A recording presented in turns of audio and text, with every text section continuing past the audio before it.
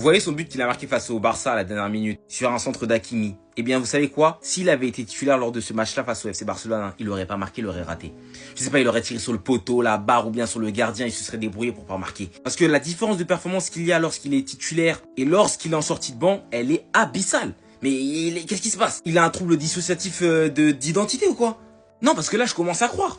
Je commence à vraiment le croire. Et ça fait un moment que ça dure. Là, par exemple, c'est ses stats de cette saison. On voit bien, à chaque fois qu'il a été titulaire, il a pas planté. Les deux seules fois où il a marqué, c'était en Ligue des Champions. Et ça a été en Super Sub face à l'Atalanta et en Super Sub face au FC Barcelone. Ce soir, il va réussir à marquer face à Strasbourg. Et la performance, elle était cata.